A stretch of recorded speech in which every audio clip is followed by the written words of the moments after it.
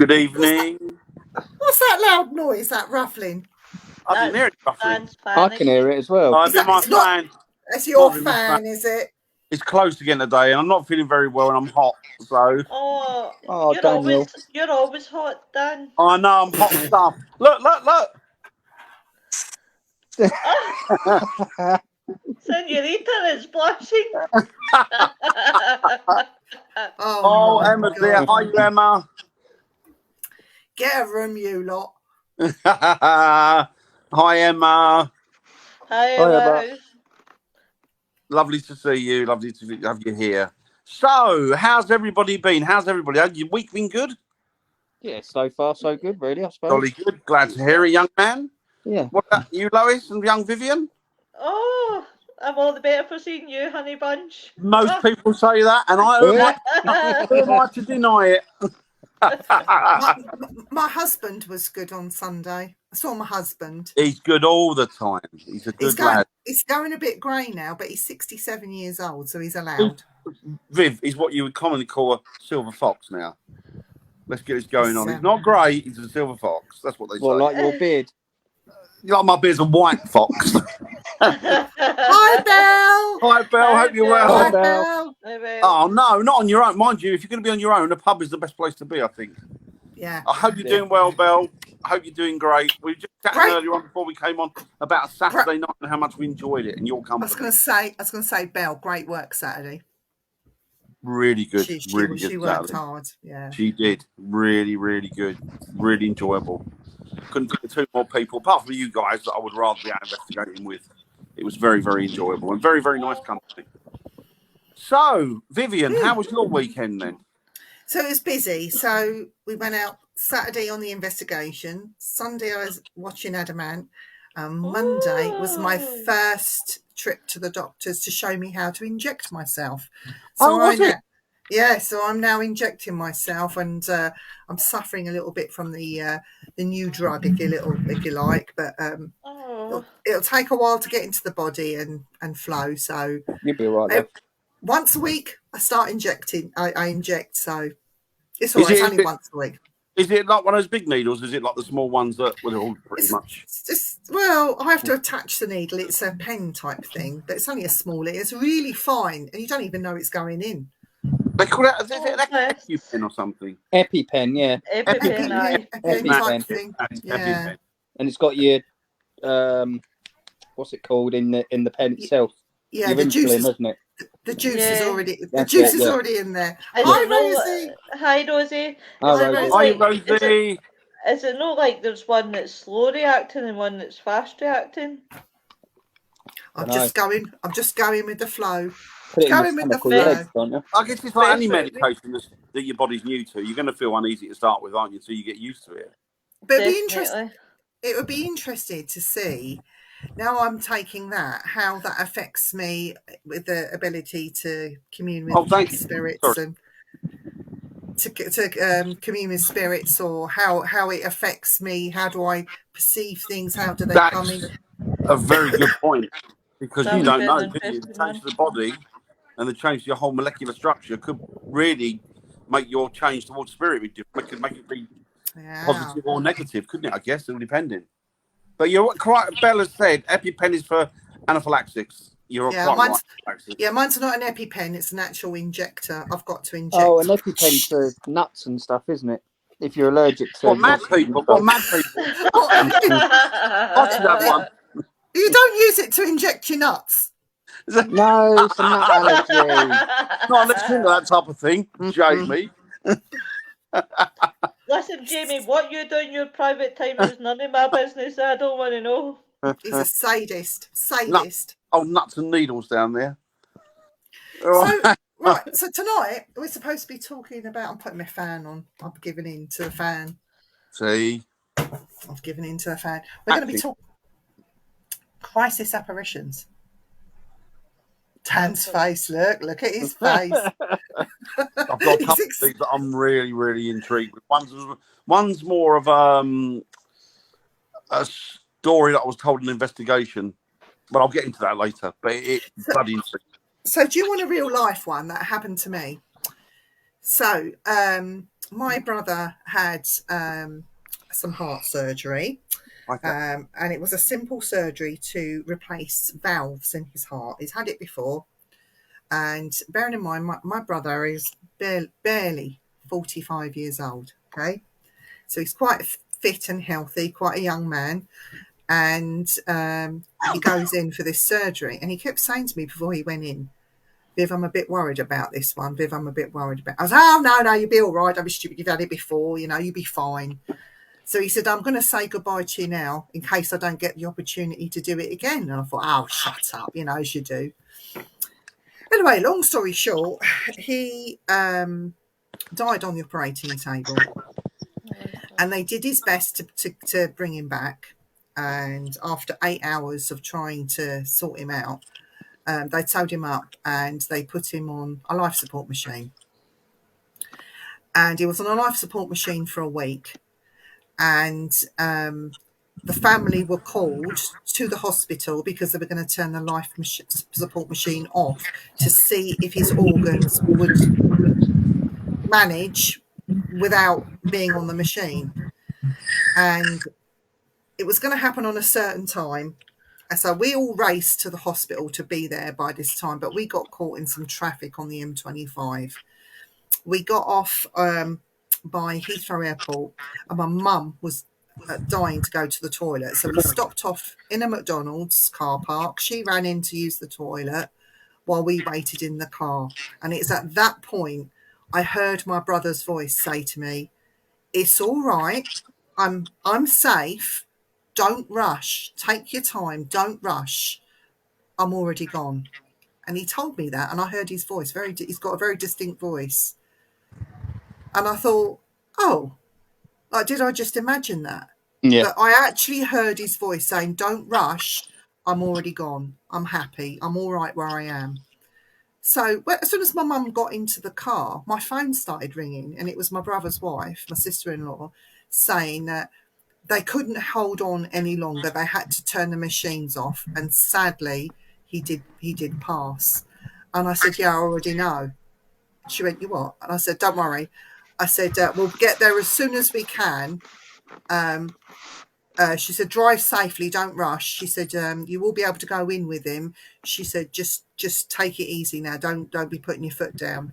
But to me, even though I didn't have an apparition, the crisis part of it, where I heard his voice and he was saying goodbye to me, was, and to this day, I can't get my head around it. You know, I've heard his voice once through a friend of mine at the time that did an echo vox over his grave, but that was the only other time that he's ever spoken. But I just think that he did. I mean, rather than coming into the car and scaring the bejesus out of us, that was his way of saying goodbye. I'm all right. Yeah. Like, don't worry. I shall see you over the other side, sort of thing. Yeah. So that's my story of my crisis apparition, but it wasn't an apparition. It was a crisis voice, let's say. But it falls into the same category, doesn't it? Because it's communication from beyond, you know, at the point of somebody passing or at the point of something a crisis happening. So it's the same, really. And as well, like the house that we moved in when I was about 7, you know, I used to spend the weekends going to my dad's, and the week during the week I was at my mum's, and we just moved into this 3-bedroom house in Bedfont, and my mum had she screamed. I'll never forget this. She was at the bottom of the stairs. We'd go off to bed at a certain time. Mum would lay on the settee, and then she'd eventually go upstairs to bed. Single mother, you know. And she saw this old woman at the top of the stairs, and she screamed and woke us all up, like, "Oh my God, don't worry, just go back to bed." And my mum was shaking and trembling. And then 2 days after, this is so funny, 2 days after, the police knocked in my mum's, your fan's noisy, knocked in my... That's not mine, that's not mine. Is it mine? That's yours. No, I can hear one, but it's not mine. It's not mine. It's not mine, I don't have Or a Lewis is blowing on her mic. So the police knocked in the front door and were calling my mum Mrs. Powell, and then they were shoving warrants in her face, checking the house, and then they started to dig up the back garden looking for firearms. So apparently this Mr. Powell, not anything to do with Andy, this Mr. Powell was a known member of the IRA that was dealing in arms for them, and apparently they believed he lived here, dug up the garden. I mean, they put it all back nicely afterwards and everything, but there's two ironic things that happened. One, she saw the woman standing in front up on the stairs before it happened, never saw her again before or since. That one thing. And the second thing is I ended up marrying someone called Powell after all those years. So he's Welsh. She's not got the Irish connection. Don't worry about that. That's actually quite ironic. Yeah. So they're the only two things that I can really sort of... Yeah, the one we had was the one that my mum had, actually. It was her brother. And, hello, Chantal. When my stepmother was little. Hi, Chantal. What's that feedback? I'm hearing feedback when you speak. I hear it when you all speak. Oh, it is. Anyway, sorry, what was Chantal saying? I didn't get a chance to read that. Sorry. No, I didn't. I was. I'll put it back up again. When my stepmother was little, she was in a field and picked a daisy. Shortly afterward, the daisy wilted and died in her hand in front of her eyes. When she got home, she found out her dad had, bless, Oh had my died in a God. motorcycle accident in that very moment. That's sad. Yeah. That's really sad. The other one that my mum actually experienced, and my dad really, her brother was due to come up on, I think it was a Friday night. He used to come up every Friday night. He lived on his own, and he'd come across to spend time with my mum and dad on a Friday. And I was only tiny at the time, 3 or 4 maybe. And Hi, Tom. Hi, Yvonne. Hi, Yvonne. And Jacqueline. Hi, Jacqueline. Hi. She heard a very distinctive. My uncle had a very, very distinctive footstep because he used to wear like remember the Blakeys? Hey, Betsy. The Blakeys on his shoes. Yeah, he used to wear those, and he used to drag his feet a bit. And when he got to the end of to my mum's front door, there was a bit of a turn. So rather than just walk, he'd turn by both feet like I suppose like a soldier. He'd turn both feet together, and you'd hear the turn, and then you'd hear him walking up to the door. And then my mum heard the footsteps coming up to the door, the turn up to the door, knock on the door, and she turned around to my dad and she said, "Oh, he's late tonight. I wonder why he's so late. It's about 2 minutes." She said, "I'm not expecting him this late. He should have been here early. He should have been here." But then the police arrived next day and said they found his body, and that he died at the sort of around about midnight, I think, and then she thinks that he turned up after he passed. To Say finish. goodbye. Yeah. There was that one, and another one that blew me away, and I could never work out why a woman didn't actually do it. Myself and it was Dawn actually at the time. She'd done a previous investigation at a pub in, I think it might have been Essex somewhere, and another team said to me, "Oh, can you go and have a look and see what you think's going on there?" Because they'd had activity there, quite nasty activity. And we turned up at this pub, and the pub was closed because it was due to be sold. And the woman that was in there who used to run it was probably in her 60s, not an old lady, but. Where's he gone? Jay. It's done enough for you, Dan. She's ready. Oh no, he's had enough of it. So she said, I said, "Can you run down about the activity in this pub?" And she said, "Yeah." And she explained, she said, "Come down into the cellar." So we went down to the cellar. And she said, in the cellar, there's a soldier. She said, "He's from the First World War. Young lad," she said, "and he looks at me and he continues to stand there. And he doesn't speak to her, but she said that she knows he's intelligent because his eye line follows her wherever she goes in the pub." Now, at first, she was freaked out. But he's always on this one spot. So she was freaked out as to what the situation was. So she said to me, "Have you got any idea?" And I said, "Well, not really." I said, "So what does it happen?" So she said, "Well, she sees him all the time." And she had somebody help her out of the bar. And she said, "Oh, can you come downstairs and help me move some crates?" So this big guy went downstairs with her, bolted upstairs, out the pub, pulled the door open, but the door was locked. broke the lock, just getting the door open so you can get out quick enough. She followed him out and said to him, "What the hell was going on? What's up? What's up? Didn't you see him?" He went, "Didn't you see him?" She went, "What?" He went, "That young lad, that soldier," he said, "was standing there looking at us." And she said, "Yeah, but he's all right. He's no problem." She hadn't thought to warn him about this because she didn't think he'd see him. So I said to her, "So where does he stand?" She said, "Well, he always stands here." And I said, "Have you tried communicating with him?" She went, "Well, no, not really." I said, "Well, perhaps you should have tried to speak to him and see what, see if he had a message or what have you." And then when I looked at the floor, I said, "This floor, there's a load of like crap on it, but what's under there?" And she went, "That's the old cellar."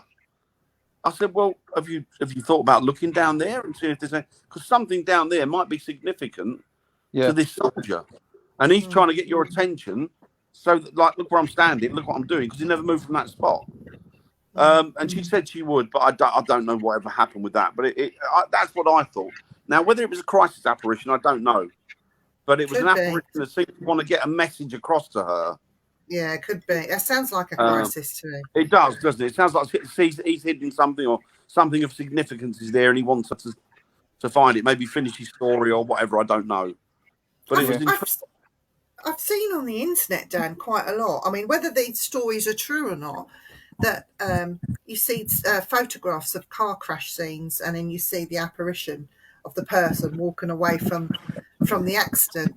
And I've also seen and heard stories where people have died in car accidents, but had walked home, had walked all the way home to parents or to see whoever, to say goodbye before they're actually passed over, if you like. And some famous people have also had crisis apparitions like come to them. I've seen a few of those. Sorry, fan, Dan, I'm sure it's a fan. No, it's not. It's not mine. I can hear it. Was it Jamie? Not my phone. My fan's on the floor on my feet. Mine's down there, so it can't be mine. I ain't got a fan on, so it ain't. And you can't blame me for breathing heavy into the mic because I've not got my headphones on. There you go. I'm going to turn my fan off. Not turn it up, turn it off. You still hear it? No. No? No. Well, yeah, go on. Sorry, you were saying, Viv. Yeah, so, where people have died and they haven't been able to get to hospital, and yet these people that have passed over have come to say goodbye to parents or loved ones. It seems to be really common. But I haven't heard any COVID-related ones, though. Have you? No, not yet. No. I've heard quite a few about the First World War, where apparitions have turned up and people have spoke to them, and then they've gone to their family and said, "Oh, what's his name? Such and such is back." And they've gone, "No, he wasn't. He died yesterday." Or they got the message through yesterday that he'd been killed at wherever, or wherever. So I've read and heard a lot of those. But I don't know. It's an interesting one, isn't it? Lois, do you think that the COVID ones, when loved ones were dying in hospital alone, where they couldn't see their family, do you think once the dust has really settled, we'll start hearing about crisis? I think you will. I mean, there's going to be a lot of folk coming back. I do believe in ready to say Christian. I'll rephrase that. Crisis apparitions. I do believe in them because I've had a situation myself where I won't get into too much detail, obviously, for your discretion and stuff like that. But I had a situation myself where I just had enough of life, and I got disturbed, shall we say? Good. And I'll never forget it. And I went into my bedroom, checked all my house, there's nobody there. Thought it was actually one of my pals had come in and no tell me. And when I got to the middle of my bedroom, my light bulb blew. And you can imagine Effin and Jeff and said, "Oh, well, I'll need to fix that tomorrow." And then suddenly, out of nowhere, the light actually came back on and the light shade was going like that, like spinning, like going from side to side. Never told anybody about it. Went to see a psychic. They told me about it and went, "That was your gran telling you no." Pack it in, yeah. Pack it Behave up. yourself. That, and I was like, and I really do believe that when I get stressed, not to that point, but when I do get stressed though, there's always something always goes, and I always believe that's my gran giving me a message telling me that she's there, even if it's a small tiny thing. Like if I can't find something, and I mean I've searched the house from the top to the bottom, and then suddenly it reappears, I always believe that's my gran's way of saying I'm here. It's the same as when Aj had turned round and had said, obviously, that my gran was there as well. So I do believe, and I think as COVID, I would love to think that loved ones do come back to see, especially the elderly, because it's one of the, you know, I seen a lot, and there was a lot of times where the old dears were saying to me, God love them, that their family didn't love them anymore and didn't want to see them and things like that. So I do hope they have that peace where they can go back and things like that. Yeah. Bell's just put up a comment. Yeah, that's very much like one, doesn't it? I don't know if it's crisis apparition, but when me and my sister were around my mum's bed in the hospital and she was taking her last breath in March last year, I smelt my uncle's smell behind me, and I very firmly believe he not only to take my mum with him, but also to give us confirmation at the time. Yeah, you hear of that quite a lot, and I've experienced that actually. The smell of someone. I've been at my uncle's deathbed, and he sat forward. I mean, he couldn't speak at that point, but he sat forward and he watched like that as somebody walked round the bed. There was nobody in the room apart from me, and I could smell. It's really weird. You know the original Brill cream? Yes. Yeah. It filled the little room in the hospice. It was quite stifling and choking, and I try not to take any notice of it. And then when my uncle died in my arms quite violently, I won't go into how or the wife was, but sort of sitting back with him afterwards, you know, while they were just getting their body unhooked from all the stuff out that, you know, that he was hooked onto, and then I had to hold the pillow under his mouth to keep his mouth shut, and I was there for about 20 minutes holding his pillow thinking, oh, I don't want Uncle John to have his mouth open. But then it was that time when I sort of contemplated, oh, I wonder if that was my granddad in the room with me. You know, I wonder if it was my granddad that come to collect him. I wonder if my granddad was there just to give me a bit of support. Well, it don't really matter now because he's gone, sort of thing. Oh, bless. I had to become very hard-faced. Yeah. Did you ever see that video? It was 2011. It was 2011 Japanese tsunami. Where it actually shows you where there's an apparition coming out of a house that got hit by a tsunami. I'll need to dig out the video and show you guys, but it was really interesting, and I tried to debunk it because I thought maybe it's Photoshop, but I couldn't even debunk it. Crazy, some of these things that we see now. I mean, I think with all these cameras we've got, you know, with our phones, and our phones are always with us, it's easier now to just take a video or snap things. But it's amazing what more and more people are reporting, isn't it, Dan? Do you not think? It is. I remember getting back to the thing about people, apparitions and stuff, and it was something I experienced obviously via my dad when he was on his deathbed. And I was with him, and my brother was there as well. And he was talking about, and my mum was there as well. And he was talking about people from his past, friends and his family that were coming. And he was getting frustrated because we couldn't see them in the room. So in the end, I was going, "Oh yeah, I see him, Dad." And I'm looking at my brother going, and he's looking at me going, and we're like, and my mum said, "Look, she said it's all right. It's just his family coming to get him, family and friends coming to get him." Yep. And she's pretty matter of fact because obviously the nursing background and stuff, but you know, but but you hear a lot of that, don't you? That people can see their loved ones and what have you.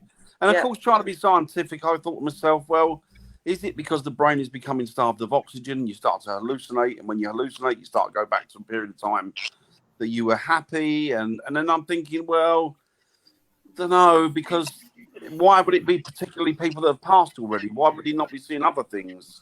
Yeah. Do you know what I mean? Or people that are still in the present and that. Why is he not talking about somebody who's still alive who couldn't make it that night, but you can see him in the room? It doesn't make sense. Yeah. About people that are loved ones and are close to him and friends that have passed, you know? And Jamie, that's the common thread.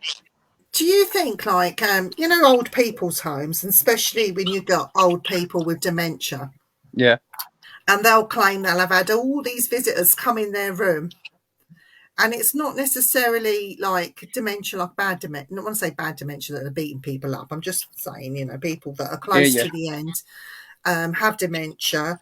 And they're seeing all these people come to visit them in the room. Do you think that they're people or friends passed on that's there to comfort them before, or preparing them ready for their final trip when they do actually go? Do you think that that's a big part of dementia? Or because, we got called to do an old people's home where even some of the staff were so scared, it was just ridiculous, but that's another story. But it sort of posed that question.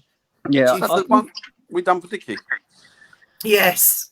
I think it's because like the home is quite, the energy in there must be raging, but what they're going through as well, I think it's a brain disease, is it? Dementia?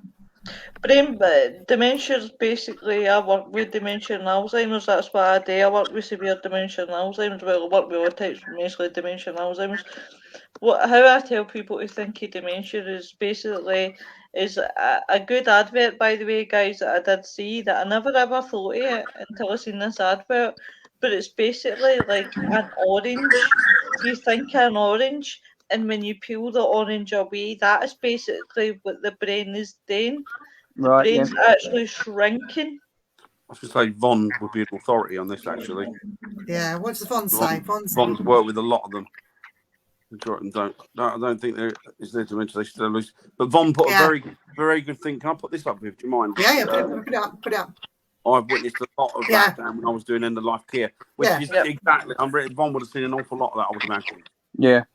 And I think if you're exposed to that a lot, you'll get to know whether it's hallucination or whether you think no, actually they're seeing something. They're actually seeing someone. Yeah.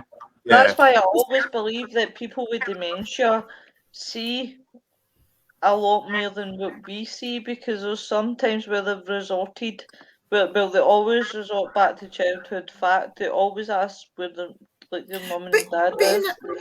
When we did that old people's home, you was there, Dan, wasn't you, that night? Yeah, we did that night. I stayed down. I did because apparently there was meant to be activity in the day room, wasn't there? Yeah, and do you know what? The amount of EMF. The amount of EMF was so high, and that just come on the everyday equipment that they use to help move the patients. The EMFs in that residential home was just off the scale. It was.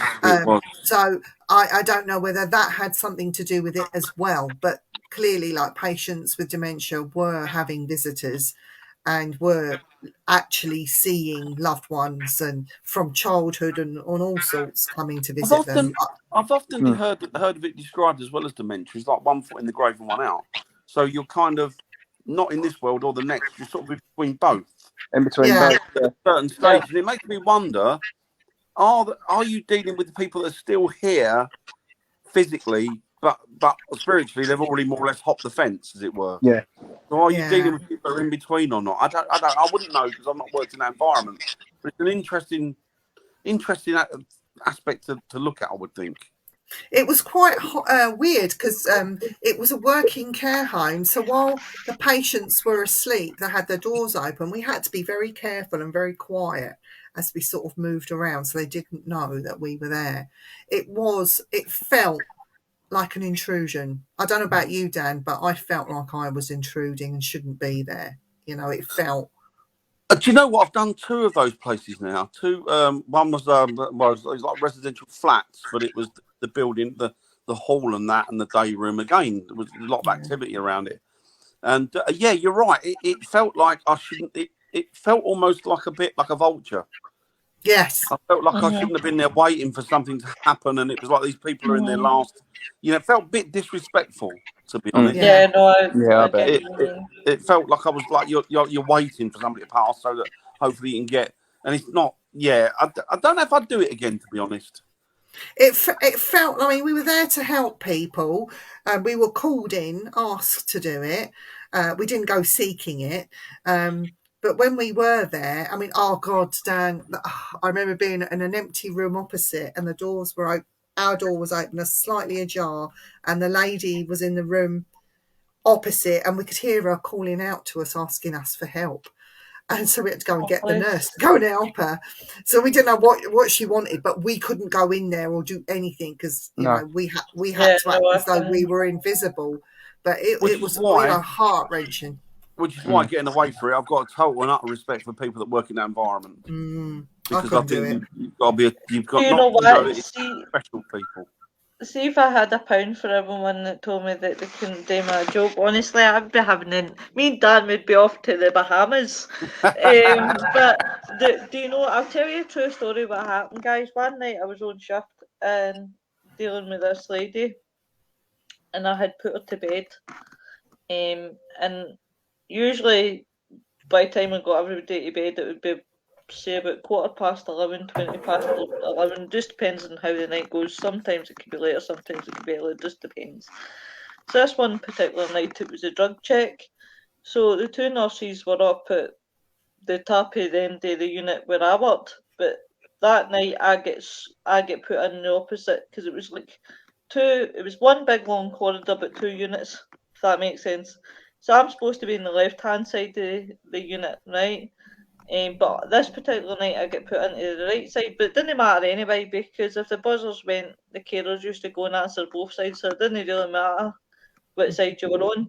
And I was sitting in the office, it was about 11:45 or something, and I don't know what it was, and I swear my Wednesday's life, but I thought to myself, no, there's something all right here. I says, I need to go and get a nurse and I need to take her to this woman's room. And I went up and I got the nurse and says, you need to come to this lady. She's really, really ill. Have you been in to see her? What's wrong with her? And I went, no. But if you've not been in, how do you know she's not well? I'm telling you, you need to go now or she's going to pass. We just opened the door and she was taking a brain aneurysm and she passed away there and then. Oh.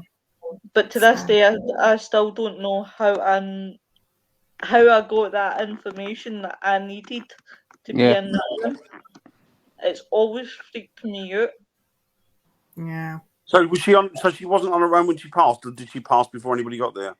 No, we literally opened the room and she was taking a brain aneurysm, and because but at least she had people with her. It was like her DNA CPR said not to be resuscitated. So there's nothing that we can do but make her comfortable. But that's the one most experience that's ever freaked me out because I don't know where it came out of and I don't know why I done what I did. And the nurses that night were so gobsmacked. They were like that. How did you do that, Louise? How did you know that was going to happen? And I'm like, don't know. I really don't know, and to this day I don't know. It's funny because when you look back in the history books about crisis apparitions, there are a few that turn up, and I laugh at this one. It's not laughable. It's quite a serious subject, but a crisis apparition appeared in a graveyard, and apparently this guy had a gun and shot the apparition that ended up murdering somebody. Do you remember that? Yeah, yeah. And it was used in court as defence that he was actually shooting the ghost, but didn't realise that there was somebody behind and that bullet would pass through. He thought he could kill a ghost by shooting it. There was another one, wasn't there, in the 18th century? It was the 18th or 19th century. The bloke was going around frightening people. Thought it was funny because he had flour all over him. Thought he'd be pretending to be a ghost, and the guy kept him.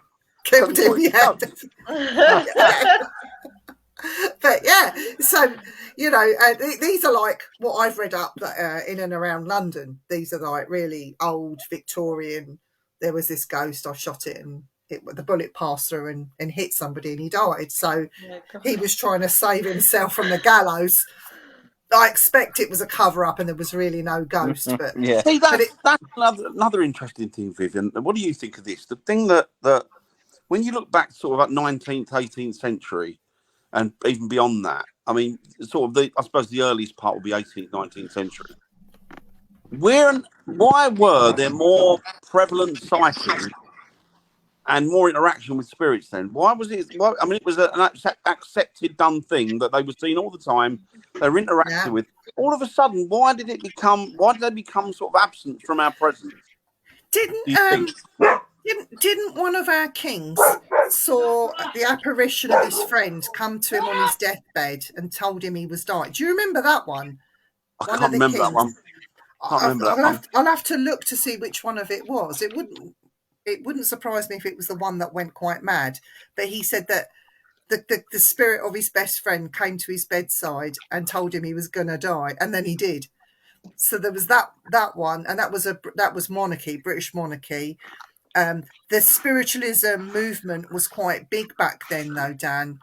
I mean, even before that, though, Viv, even sort of 18th century, 1700s and that. Like, you know, there was lots and lots of ghost stories, lots and lots of people interacting with what they now or would have concerned in those or deemed in those days spiritual or a spirit. So I mean, why all of a sudden is it what is there one factor? There must be one factor that has decreased people's belief in that or interaction with that. I mean, do you think we've become too domesticated?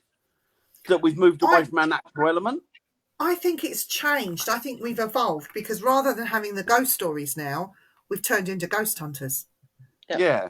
I think that's where the difference is. It's just evolved. Do you know what I think it is? Go on. I think that the decrease in paranormal activity in spirits is electricity. Yep. And technology. I think the amount of electricity and technology is interfering with. Because I heard a guy, an Irish fella actually, he was talking about the Fae, and they were saying, well, why are the Fae always? They're obviously nature spirits, and they're seen around woodlands and stuff, and occasionally they're seen in houses. And he said, yeah, but you got to remember the houses they're seen in are derelict or really old, and they've got no electricity running into them because he believed that the electricity or the energy was interfering with them. So they don't like iron, do they? Or is no. it iron? Yes, iron. Yeah, it's iron. Iron puts. And houses contain a lot of iron these today. Yeah, but the thing is, I think it's electricity.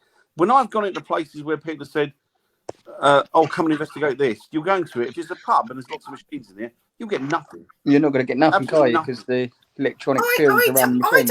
I don't know. I don't agree. And I'll tell you why I don't agree is because when energy is a form of electricity, I mean, we get electricity from energy. Okay?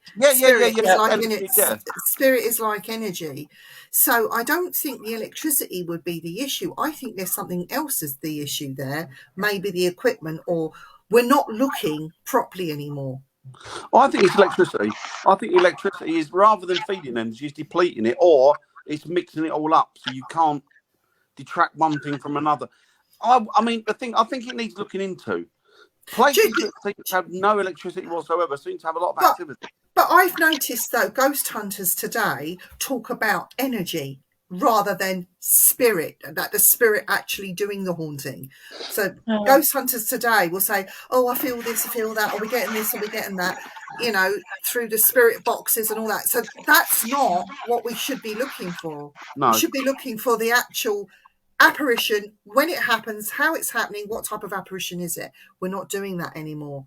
We don't go out looking for the headless horseman because we can investigate this pub that closes at 10:30 and we can have it till 6 o'clock in the morning. You won't go outside looking for that headless horseman. No. See, the thing is as well. Do you see what I mean? I agree. Go on. Sorry, we're talking. Sorry. No, on you go. It's fine. No, sorry.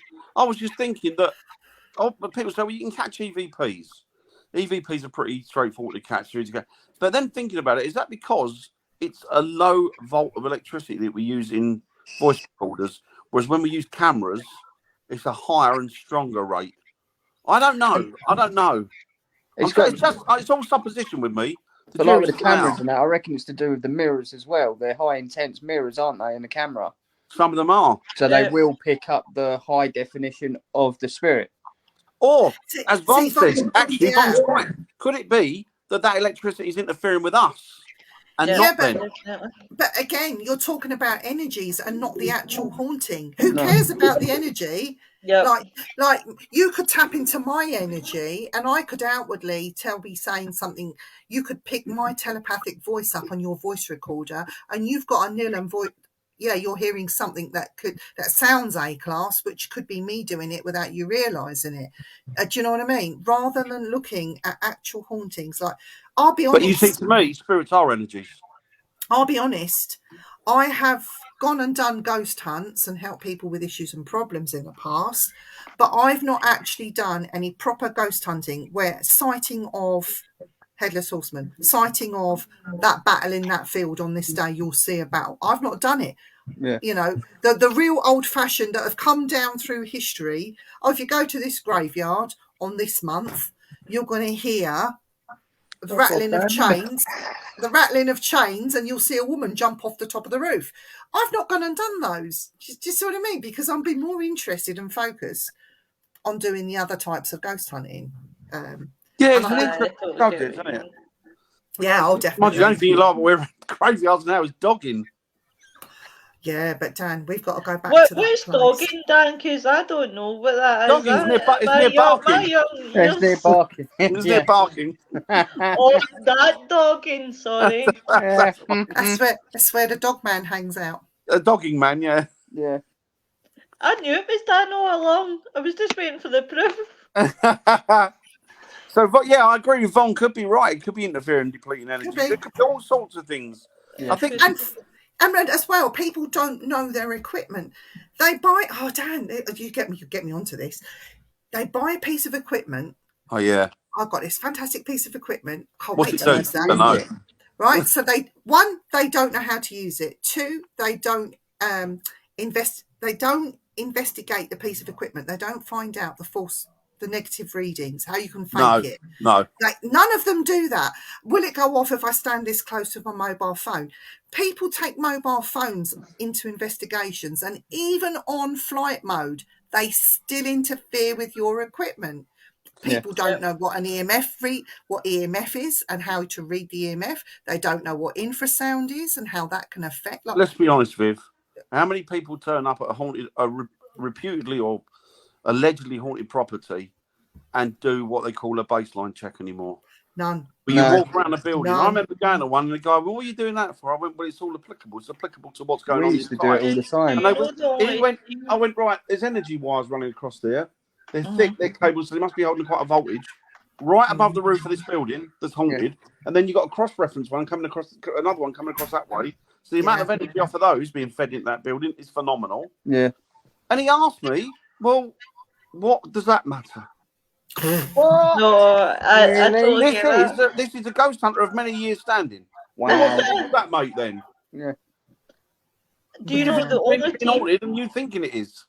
Yeah. You know the only team that I've ever been in, the first one, we did a full walkdown, and that's exactly what we did, because the owner would be having you check the temperature in every room. Yeah. You would checking for wires right along the walls. He used to do all the checks all the time, and do you know that's the most thing I admire. See if you do base. That's why even if I'm in an abandoned building, I know it sounds stupid to folk, but there still could be some live wires somewhere. Yeah. And I think people look at me sometimes and think I'm off my nut, which I am. You know, we used to do moon phase. We'd go outside and read the temperature outside, the wind speed outside. You'd have an anemometer. You've used them, Viv, haven't you? You've used those. Anemometer. So you could pick up the wind. Not only could it pick up wind speed, but you could pick up if there was like a crack in the door, or there was a open lock, or like without a key in it, or you could pick up different wind speeds through it, temperatures, and then if somebody in that part of the room, the wind dropped, you get the anemometer out and you go straight to the place and think, okay, this is where it's coming from, or no, it's not coming from there. Yes. But not anymore. One of our team members used to have a toilet roll in their case, And then when we say, well, you're feeling a draft and you're standing by the window, out would come the toilet roll and she'd drop a piece of toilet roll to see how it would fall. But that's fair enough. Sounds really stupid, but it works. But that's fair enough. Works. That's fair enough. And all those things, all those little attributes are gone now, aren't they? It seems to have. People just go out there now with a camera, voice recorder, bleeping, dancing, jiggling equipment in the hope that, oh, well, that's definitely it. I thought you was going to say something else then, jiggling their stuff. Jiggling their bits. But it's like people don't do it anymore. For some reason, it seems to have lost its way. Well, looking back in Victorian days, when we're talking about Victorian days, I never ever knew this happened until I watched some videos. And it just looked like a husband and wife in a picture. And I thought, oh, that's dead sweet, until I realised that she was dead. Yeah. What they used to do was, with their dead, like, husbands' wives and things like that, they used to take photographs of them. Yeah. I nearly died because I was like that. Oh, that's dead a sweet picture. That's a crank wee picture, until it was like... Post-mortem photos, weren't they? Yeah. I was watching, what's that? It's disturbing photos with backstories. I love all of that. So Yeah, I'm I like thinking, I'm thinking, oh, this picture looks nice, you know, she has all makeup done. And then I thought for a minute, when I looked at the picture a wee bit more closer, and I went, there's just something not quite right about her. And then see, when it came up, it was Victorian, and that she was actually dead, and that's what Victorian people used to do. It's like, I think the sad thing about that, right, and because I've read up on that, and the sad thing about that is that during the Victorian period, pictures and photos were of a premium of family, so you couldn't really afford to have one done. So the only time they would have one done is if a member of the family passed, and that was the last opportunity. So they would get that family, do them up like they were living, and sit them there. But you can tell because the eyes are dead, aren't they? Yeah. Mm-hmm. Even in a picture that's Victorian, you can see that the eyes are glazed over. And if you go back, is gone. If you go back further, there's actually paintings. So they didn't have cameras in those days. They would paint the dead. And there was, when I was at the Tower of London, and one of the yeoman warders was telling me that somebody was beheaded and buried. And because there was no family paintings of him, they had him dug back up, sewn his head back on, had him posed, dressed him, so he could have the painting done, then buried him again afterwards. I mean, his body had started to decay and the smell and everything, but they still got him dressed up, you know, just so he could pose for this family portrait. And it's one of the Greys. You know, Lady Jane Grey, so it's one of the Greys that he was talking about. So he was a man with money, or came from a prominent family that had that done. So I must admit, if I could do that with Stephen, I would be posing #single night.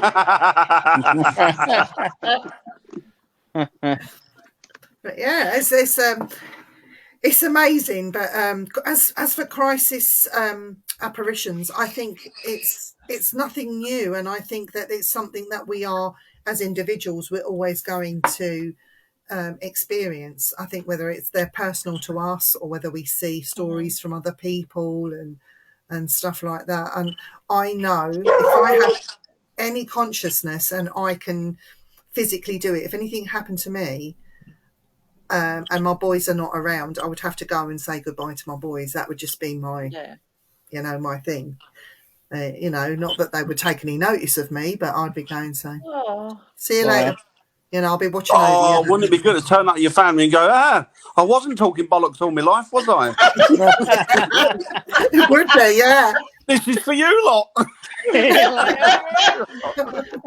Dan, only if you came back to me and did that moon, that oh, God, do that. Well, people, when I pass, people look out, they'll see my arse sticking out of an alien ship, mooning the planet.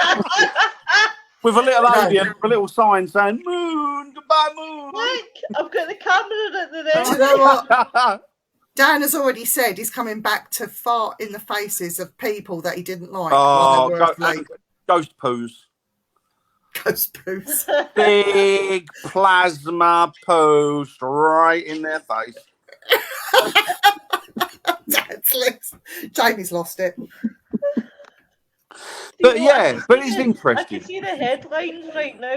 The 6 o'clock news. people get shit on from above from unknown source. Hi, Jeanette. Hey, Jeanette. You could be very well could be that, Yeah. Von. Could be that. It could very well be that, because you're quite right. Things are getting a little bit anarchic out there, aren't they, to say the least? But you know what? People don't want to do the plain and simple groundwork for it. This is another thing. They want a quick fix. They want a quick fix. You know, I think there needs to be work that goes into it. You need to understand not just your equipment, but you know, the atmosphere in which you work in, the history of it. You need to do research. People say, Yeah. I don't like to do the research because I like to. That's different kind of investigation. Real ghost hunters will go and do the research, know the best time to be there, to be able to capture said apparitions. You know, there are famous ones that don't cost you anything. Windsor Walk, the Headless Horseman. Do you know what? You're right. And what I don't get, Viv, talking about that, you're quite right. The thing is, got this activity. It happens at 3 in the afternoon. Why do you need to fucking turn up at midnight then? Why not get there at 3 in the afternoon? Yeah. Because you need a couple of years to dress up 2 fire extinguishers and disguise them as paranormal activity. That's true. They're like Derby Jail. Everyone wants to go and hire Derby Jail. Now, the apparition that Richard saw happened in the afternoon while he was on the phone, leaning against the bar. And when he saw it, he shit himself. Do you remember that? Oh, yeah. When you and I were there and we got that activity in there during the day. Yeah, and there was a load of us. There was quite a few of us in there, but we were all split up and kept quite at different ends. But we got the woman breathing. Yeah. Oh, wow. And it was quite distinct. And I went round the curtain and looked, there's nothing there. Sat down, started again, went round, looked, nothing there. But there was a load of us there that heard it. Yeah. So you would have pooed your pants if she said, all right, round the corner.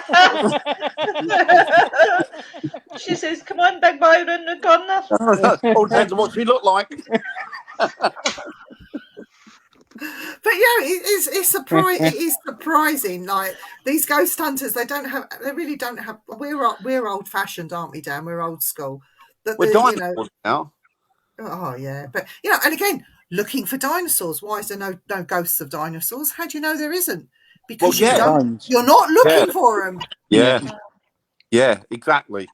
That's the thing, isn't it? It's quick fix now, isn't it? I mean, gone are the days where you could sit there for ages and ages and ages quietly, try to take in the environment, try to take in the atmosphere, trying to communicate with something out there. People don't do it anymore. It's like, got this bit of equipment, got to try this, got to rush up there, got to do this, got to do that, got to do this, rather than just sit there and relax into it. And the quicker they rush about, the quicker the investigation goes. Yeah. I prefer to do my work during the day or with lights on. At my age, I don't bounce well if I trip in the dark. That's all of us, William. Well, except for you youngsters. That's all of us. It's true. And again, like especially in England, we're really, really blessed here with so much that has happened throughout history.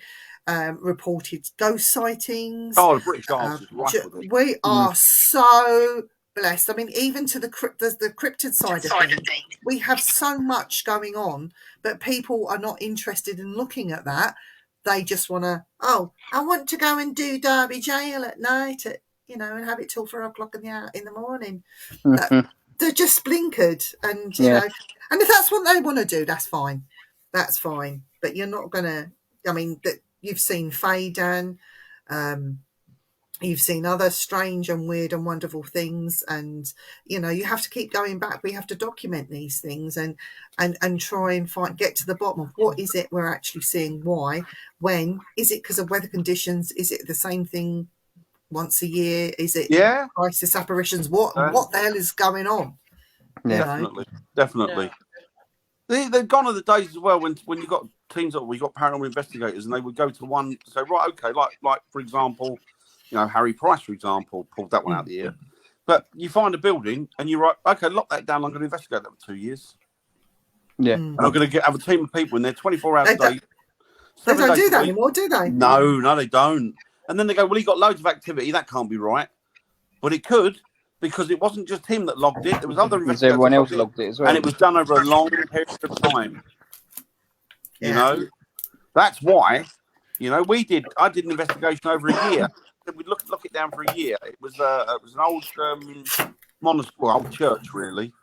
And once we'd been there a year, we got to know the environmental changes. So, for example, there was a smell. The woman said to me, "You got to come down because this night there was a smell, and it smelled like old books, and it smelled like incense burning. It smelled like the church was really reacting to our activity or to our energies." And I said, "Okay, we'll go along." So I went along this night, and there was nothing. And then I went along a week later, and I got this smell. And then I bent down and picked up the earth because it had been raining. And when I picked up the earth and smelt the earth and shook it through my hand, and then smelt the plants, the incense through the centuries had been buried into the ground. The smell had been there in the environment, but when it got damp and wet, it brought that smell up. Yeah, That's what that was. It was that. It was nothing paranormal about it. It was just she was there on another night when it had rained, and that smell had come up. It emanated. So that was it. But there were other nights when we got things there that we could not find answers for, and stuff during the day that was equally as freaky. So over the course of a year, we got quite a lot of stuff out of that. A lot of stuff that turned out to be not quite what we thought it was, but a lot more stuff that turned out to be that they didn't even know was happening. Yeah. And when we crossed another team, they got the same. So I want to bring it back to Crisis again, and I want to talk about jumpers. Right. So not woolly jumpers, but jumpers in front of cars and jumpers in front of trains. So we have seen and had reports of William, of people jumping, and the Crisis apparition's done it first and frightened motorists as have gone past, and even police, or what they call here the Wombles, have gone out to see what's going on, and there's nothing there. But then a couple of days later or a week later, or sometimes have passed, and then an actual jumper would be on that bridge doing exactly that and stopping the traffic, or succeeding with jumping and creating a mess on the motorway. So what are your thoughts on that when other people are motorists, for example, are seeing the jumpers before the jumpers actually are there to do what they're going to do? That's been reported in the past. Is that a replay of something about to happen, or is that a Crisis apparition trying to warn? I think it's a replay, to be fair. What's going to go. It could be a couple of hours later. It could be it could be a week or 2 weeks. Before, yeah. I reckon it's just a replay what's going to happen before that time happens. See, you're right there, Jay, because I think that people say, well, time's linear. And I do believe that time is linear. But also I often think to myself, what if it isn't? What if it's circular? What if these things have already happened and haven't happened? And so something's replaying itself over. Because there's that idea, isn't there, that we live in, what is it called, the holographic universe? Hi, Gary. Yeah. Hi, you, Gary. Hi, Emma. The holographic universe is the idea that the universe that we're in now, or this, what's happening now, this reality, has already been happened, but it's been swallowed up by a black hole, and the black hole has absorbed all of this energy, and what we're on now is a loop. We're replaying ourselves time and time again. So this reality isn't a reality as we perceive it to be. Yeah. What we're doing is we're a recording that keeps playing and playing over. And if that's the case, then why that would be a loop? Time would be then a loop. So if that's the case, why can't it be replaying itself? So something that could happen next week could jump back and happen. And that's another thing that always said, well, the thing with reincarnation, they say, well, what do you come back reincarnated as next? And I sat down and thought about it once, and I thought to myself, well, what about if time isn't linear? What about if time is circular? Could we be living this life now, and then in our next incarnation come back 500 years ago? Yeah. I totally what you get. Do you know what I mean? Do you reckon it's like deja vu then when it happens? Like they've dreamt it's going to happen, and then, like I said, it could happen like a couple of days or a couple of hours. So you think that they've dreamt about it, doing it, had deja vu of it, and then done it? With deja vu, I think deja vu is just that. I think what it is it's the mind kind of catch up with the actions of what's happening. I don't think there's anything particularly paranormal about it. I just think it's the mind trying to catch up with time, the brain's trying to catch up with time. I think Dave Jarvu lives in Deja Croydon. vu, deja vu, deja vu. But I don't know. I think it's. Then you got things like the Akashic records, where they say that if you can tap into the Akashic records, everything that's happened, will happen, and could happen is out there in the ether, and you can tap into the Akashic records and you can draw any of it out. Are people that are psychics and mediums actually tapping into the Akashic records? The information that is coming through is coming. I don't know. I'm probably wrong, but it just makes me think: is there other ways that this information could be bleeding through? Is it bleeding through from those that have passed over? Of those that passed over, I don't know. Where are they gone to? Is the information from their records? I don't know. But all I do know, and the thing that keeps me going and keeps me loving this environment and this field, is the more questions you ask, the more questions get thrown at you. Yeah. And the different rabbit holes you go down on the journey. Rabbit holes makes it exciting, doesn't it? And the fact that more hard work. The good thing is that somebody out there will come to you, and obviously we all think along similar lines, and you'll have your ideas, I'll have mine, other people will have theirs, but somebody might come to me one day and go, well, what do you think of this? And then I'll think, whoa, I never even thought of that. Yeah. That's brilliant. And then I'll go off on another tangent. That's like sitting at 3 a.m. having the most random conversations back in days. Me and my friend had this conversation one night, and it all started with, as you can imagine, two ladies on the drink, right, having 3 a.m. conversations. So my conversation started with garden gnomes.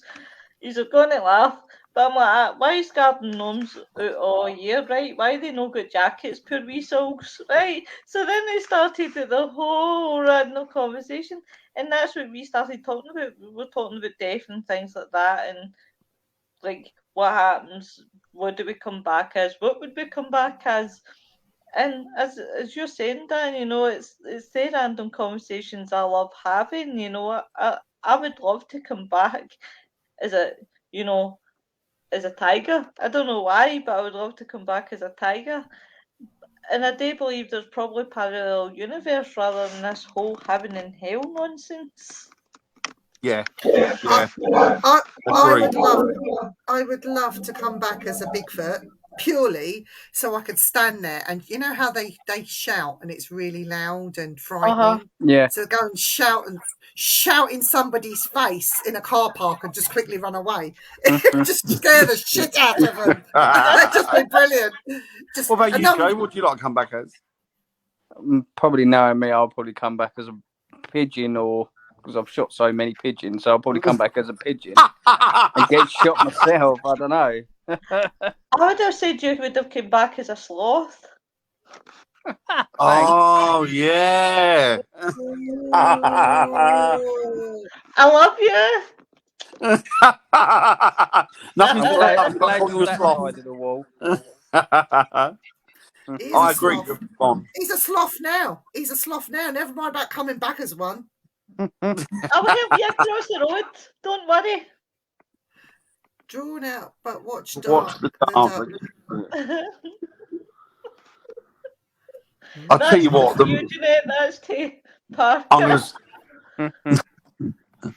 going to sound like a complete lunatic now, but the more I look into it, the more the more the lines between the spirit world, it's getting blurred, isn't it? And the UFO world and the cryptic world and the Fae all become blurred to the point where I'm thinking there's one source of this. There's one grand source of all of this.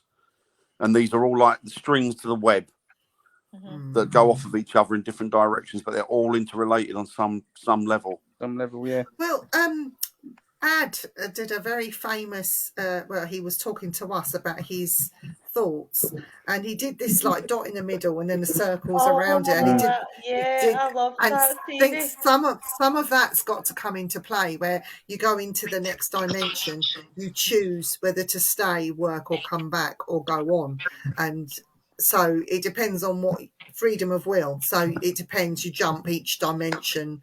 Do you want to come back again though? Probably not. I do. No, Not with all the do. bollocks going I on. don't want to come back Probably here. not. Don't want to come back here again. I want to come back as a man. Oh, I wouldn't want to come back here on any level. I just wouldn't want to do it. There's too much. I know there's a lot of joy and happiness and love in this world. There's an awful lot of sadness and heartbreak, and there's an awful lot of, and, you know, not just for you, but for like the people around you. I mean, who wants to come back to a planet where half of it's starving and the other half has got clean water? And it's like, I mean, come on. It's That's what we got now. That's what I mean. But why would you want to come back to that? And where there's enough money to fix it, but certain greedy bastards want to hold on to everything. Who wants to come back to that? Do you know what I mean? Like, I think if I was given the option, it'd be like, you know what? I'll stay with the energy, thanks. Yeah, you can't come back. Would you want to come back as an animal, or even especially not an animal? They get a rougher deal of it than we do. Yeah, they do. I would rather just get dumped to the beach somewhere, dumped to the beach, and just left and be that wee island that nobody knows about. That'd be nice. What, Scotland? Scotland. That'll be an island in a few years' time where we've blown it away from England. Sorry, I've got something in my eye, Parker.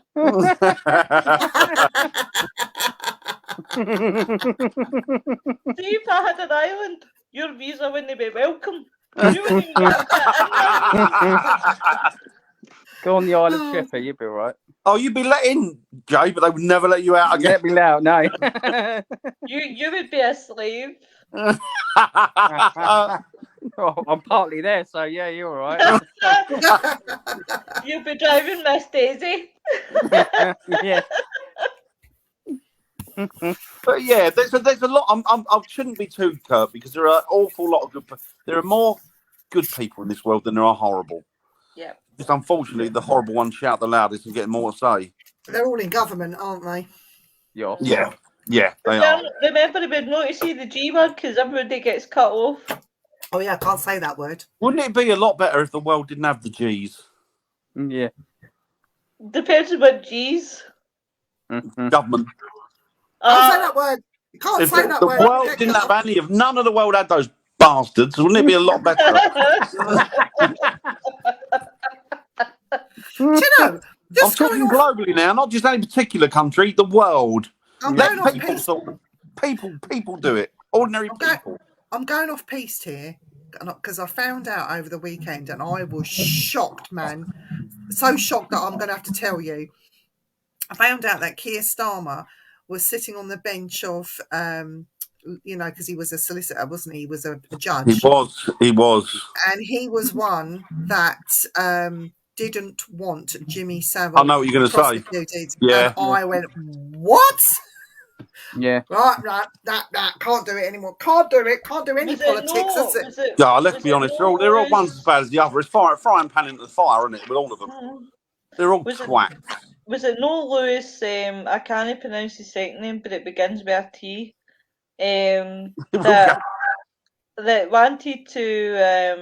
That wanted to expose Savile because he had every bit of evidence, and the BBC wouldn't let him.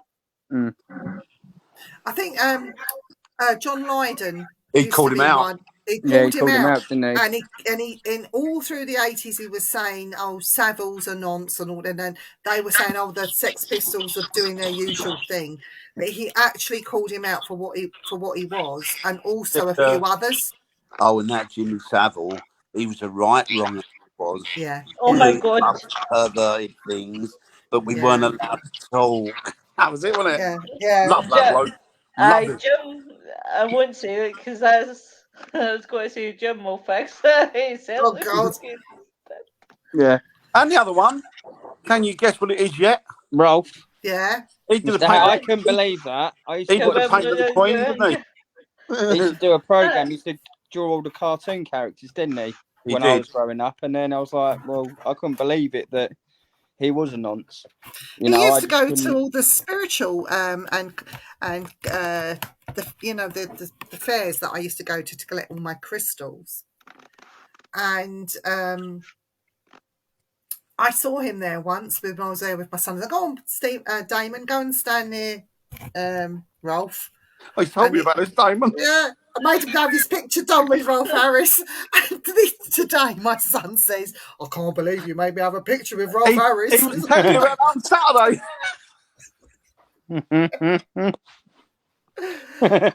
Oh dear, it's just so funny. It's so funny.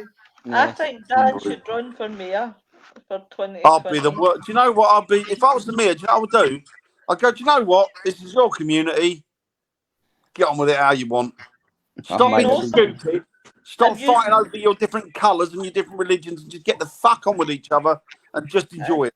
Do you guys ever watch Scott Britain? Yeah. Kenny's been banned, hasn't it? See where the Prime Minister, well, Dan's the Prime Minister and I'm his assistant. Do you know the Prime Minister in Little Britain? I actually met him. You did, didn't you? I was in a hotel and I had to go out the back of the hotel in the morning to have my early morning cigarette.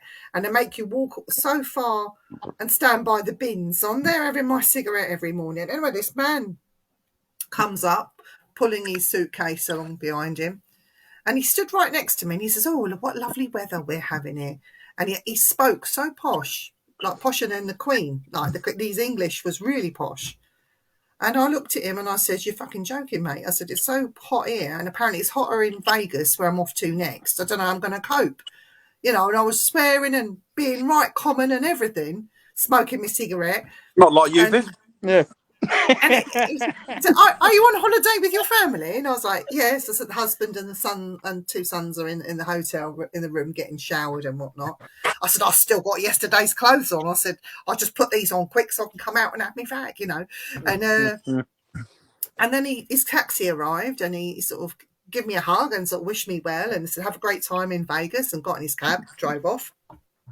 And then the bellboy comes running out and he says, "Oh, do you know who that was? He was a famous man." And I said, "Oh, I don't think so." He said, "That was Rupert Everett." And I said, "I don't think that's him." Oh, Rupert Everett. That was it wasn't him. Ah. It wasn't him. And it was only when I got home and I watched an episode of Little Britain and I saw him come on. That's the man I was talking to when I was having my fag. I'll tell you once we go offline. I'll tell you who Rupert Everett is. It's He's brilliant, Rupert Everett, or is he not? His name is Anthony Head. Anthony Head is his name. And he's a really lovely guy.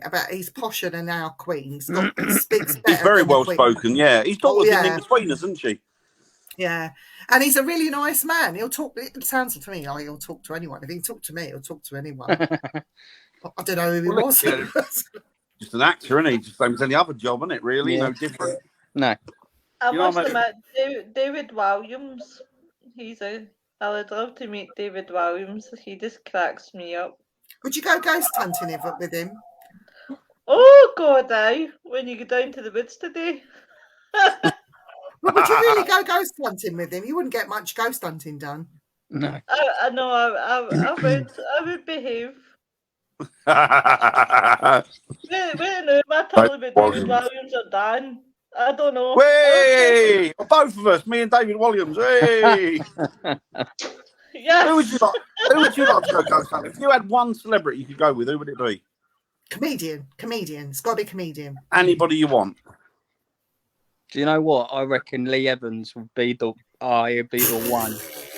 It'll be so funny just to see his reaction and how he reacts to. You mean a pound shop Norman Wisdom? Yeah. I must admit, I do like Lee Evans. I like Lee Evans. About you, Lois? Well, David Williams would be mine, definitely. David Williams. Viv? Louis Spence all day long. Oh, you said Louis Spence. Louis Spence and Ryland Clark. He seems like quite a nice fella, that Ryland, to be fair. I heard you on the radio. Quite pleasant. Ryland and his mum. He's proper ethical, isn't he? Yeah, Ryland and his mum and Louis Spence. We'd get no ghost hunting done. We'd be screaming. He's not an Essex. Spence is like an Essex boy as well, isn't he? They've got a couple of Essex boys, haven't they? He doesn't live far from me, Louis Spence. Oh, get him to come out.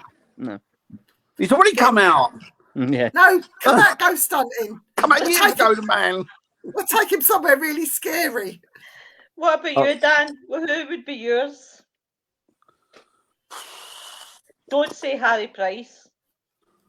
No, alive. I They've got to can't be go alive. anymore. He's gone, and he bless him. They've got to be alive. Who would I? Who do I like? Who I could go ghost hunting with us? Me? Louis Spence. Celebrity. Yeah, I'll take Jay. Louis Spence. Parker can I carry like your Louis bag. Spence. Who do I like? I don't know. Celebrity-wise. Oh, I've been in love with her for years, fancied her for years. Not you. What's her name? I can't remember her bloody name now. X-Files. I know what you mean, Gillian Anderson. Gillian Anderson. Oh, Yeah, she's quite pretty. She's got older. Where's She's got she a from? lot nicer when she's got older. Daniel, who's she from? X-Files. Oh, okay, yeah. yeah, I know And she- exactly. She was in Hannibal, the TV series. She was. Seeing that, yeah. Her English accent is spot on because she was born on American Air Base, but she was reared over here. She was brought up over here, between here and America, so her accents are superb. She plays Maggie Thatcher, doesn't she? On the She I does. was going to say I did see something in Prime with her in it.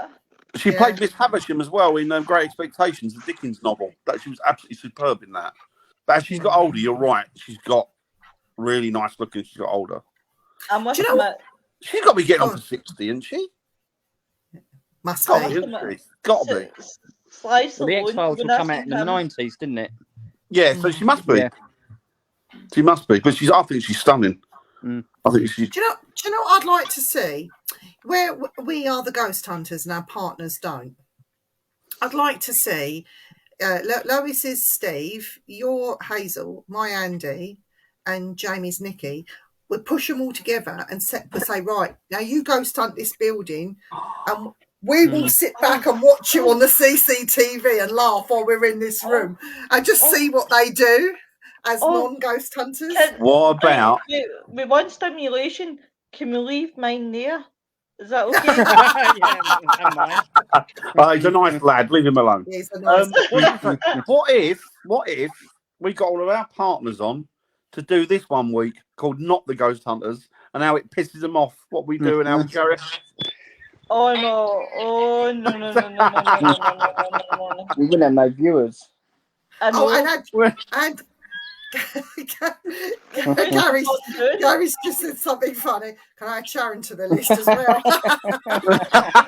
You want to leave her there? No, she's all right. It's Sharon, but no, it would make a good TV show. It really would. Yeah. But no, if you want to keep your ratings up, just let's not have Stephen. Oh, bless him. Poor sod. Bless him. He's not a poor soul, don't feel sorry for him. Can't help but feel sorry for him. I met you. Emma says she'd love to see that. Just imagine Stephen. Only joking. Do you know I'd what? I love you, really. My Andy, Back at he'd you. sit there when all the women are screaming and going, that's nothing to worry about. No. That's nothing. No. I go, did you hear that? Did you hear that? No, that was me farting. Did you hear that? That was my stomach. It'd be all like the girls would be going crazy over it, and Andy'd be going, "Oh, that's just my stomach." But yeah, that'd be it, I suppose. Yeah. So, shall I get into this? Doom. Charm Doom. We're getting about halfway through this, Joel. We're going to have to fill it up again soon. We need some more. I reckon you should do a, if you can, on Simply Spooky, do a Tell me when to stop. like a vote kind of thing. What we should do next.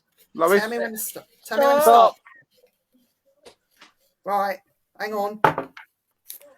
Which hand, left or right? Right. This one. Right.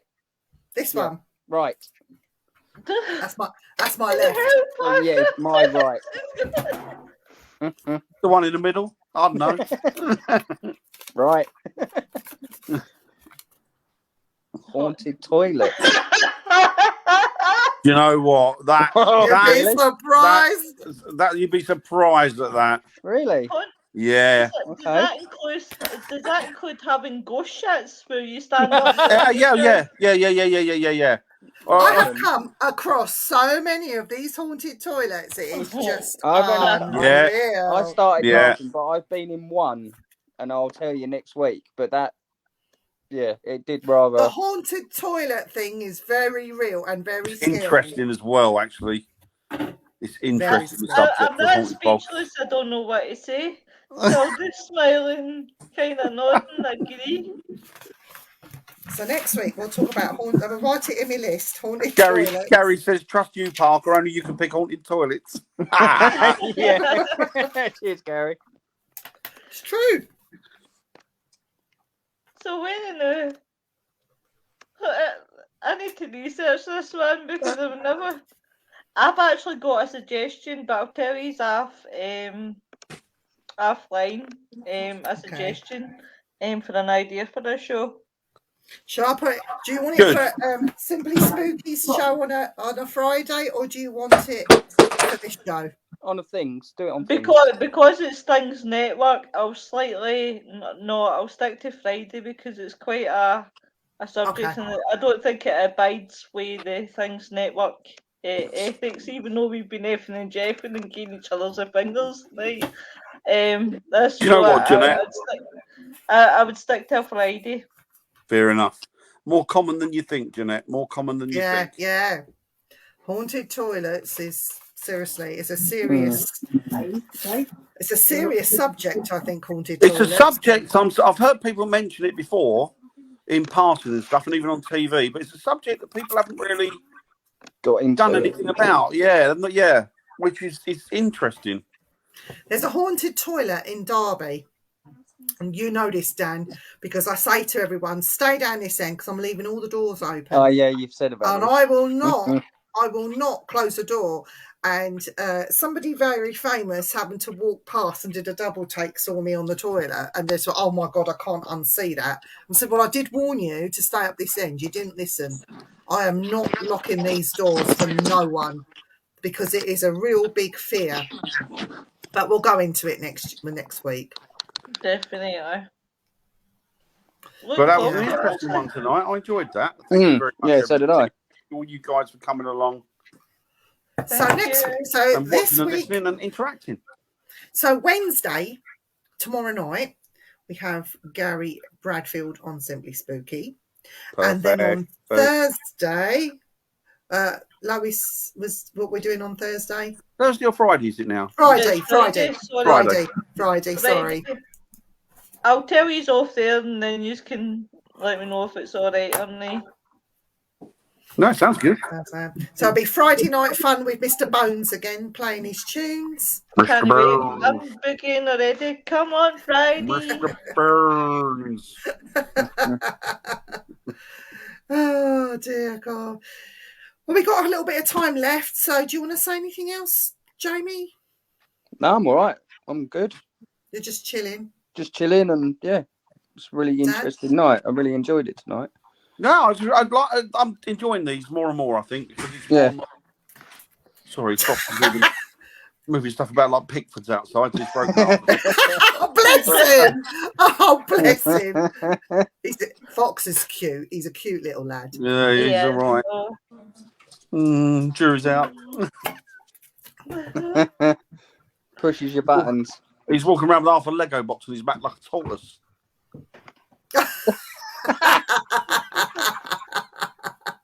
Oh dear, it's funny. Give up. Kids are funny. They do the funniest things. They do the most annoying bloody things. And they say the funniest things, but they're all innocent. They don't realise the consequences of what they're actually saying. Yeah, exactly. Well, it's like Lucas earlier. Lucas he's saving all his pocket money up to go and find Bigfoot. What, real Bigfoot? Yeah, he wants to go to America, and because he's been watching the on Discovery. Good lad. So yeah, he's been really getting into it on his phone, and he's like, I want to go because he's got a little character of Bigfoot now. He got his birthday, didn't he? Yeah, and Yeah, he's like, and he wants to go up to Loch Ness so he can feed Loch Ness as well. Oh. So he can't feed it bread because it's not very good for the animal. So he's brought some seed for it. And some pellets. And, yeah, some pellets and stuff. So, yeah, he's just, I don't know what goes on in his little head, but, yeah, that's what he wants to do. Take him out in a rowboat so you can throw the pellets in and a Yeah, load we of can chum. row him on And his a load of chum and see what rises. You might get a big pike that comes up and that really sort of like, oh, it's a big Loch Ness monster.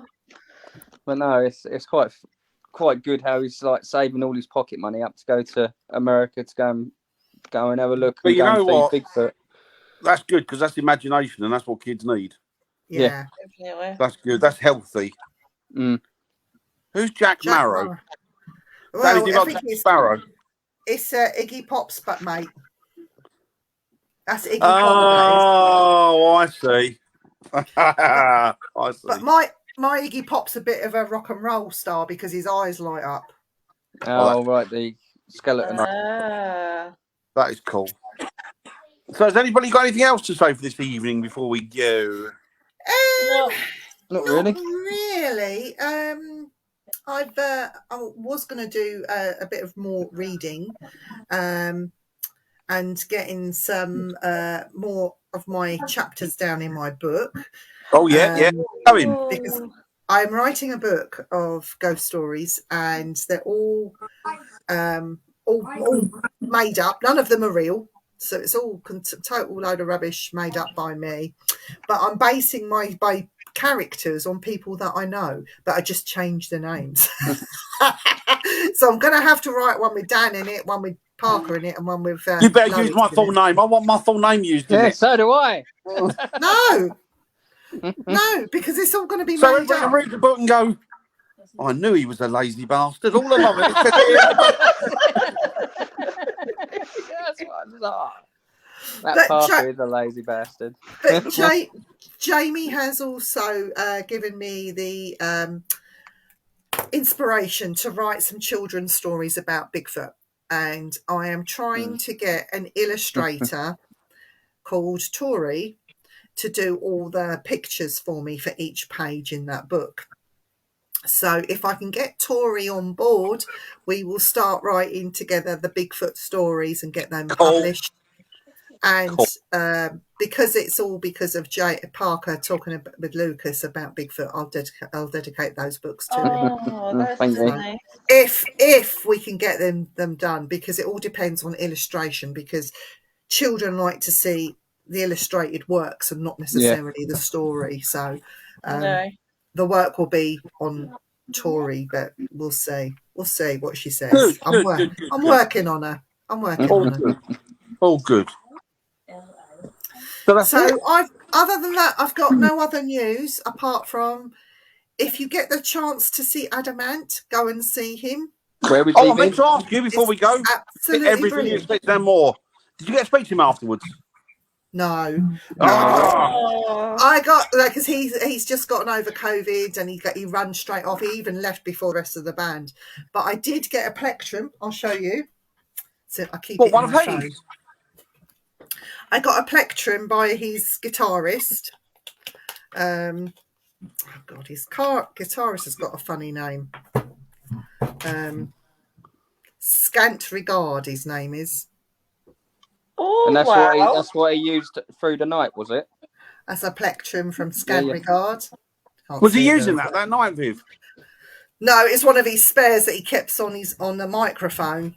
How'd you get that then? Did he go for a drink or something? Can you pilfered it off him? Yeah. I would have jumped on the stage and ripped loads more, but no.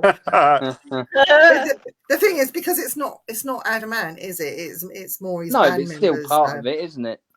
But I will show you one of the pictures that I took. Did Stephen enjoy himself? Oh, Stephen loves seeing his mum acting like a loon. Oh, wow. He's licking his lips there. Look, ladies. What is he? He's about 67 now, isn't he? He's 67, yeah. He's bloody good for 67, isn't he? I must admit that see the Sly Stallone. I seen Sly Stallone's got a new movie out, and see for 75. Oh my god, I would Mad, date isn't it? myself. It's mad, isn't it? It's mad. Don't you think he looks a bit like Johnny Depp? Look, Yeah. Oh, he does actually. Oh my god. Johnny Depp's older brother. Do you know what would be a good gig? He's always been a good-looking sod, though, hasn't he? And never mind about Johnny Depp going to see going on tour with Jeff Beck. We need Johnny Depp to appear with Adam Ant. And if you got them standing together playing guitar, they'd look like father and son. They really would. Tell you what, Viv, you can have Adam. I'll have Johnny Depp. That's How it. old Johnny Depp's got to be 50 odd now, isn't he? He's 58. Is he really? Really? He's 58. Aye. Yeah, he looks He bloody is good, doesn't he? 90. Yeah, but Lois, all I Good. know is 5 minutes with Adam Ant, and I'll run the risk of killing him because I don't think he'd be able to keep up. It surprises you nowadays. The older the tune, better the fiddle or something. Not that I know. Not me. I sound like a broken banjo. So he'll have to take a bit of Steam Viagra train starting up. Most people got that angelic with me going brown, brown, brown, brown, brown.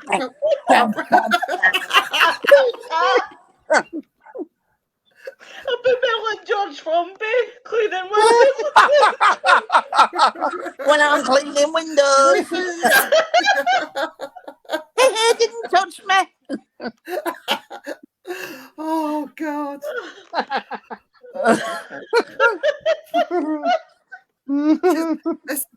That lady has lost it now. What have you done to her, Dan? I don't know. I've that effect on women. I always end up crying. She's hiding her. She's hiding her. Oh God! And as per usual, we've brought it down into the gutter. Of course, Vivian brought it down into the gutter. You're blaming me for it. It was you. I don't think I'll ever look at a banjo the same way again. Especially one with a broken string, you automatically think, Dan. That's Dan. Oh, bless. Oh, Right, you lot. I love you and leave you. no We will see everyone on Wednesday. Friday. Oh, Tomorrow night. I'll see you on Friday. Sorry, I do apologise. Young Jamie, are you on Friday or are you working? I'm working, mate. All right, fair enough, mate. But No problem. Hopefully I can get on Hi, Kelly. before you're going, if Hi, you know Kelly. what I mean. Like I did before. Cool. No, that'd be cool, mate. That'd be cool. Everybody stay safe. Jay, stay safe. Look after yourselves and I'll speak to you all tomorrow. Yeah, Bye, I'll see you soon, everyone. all right? Bye, everybody. Bye. Bye.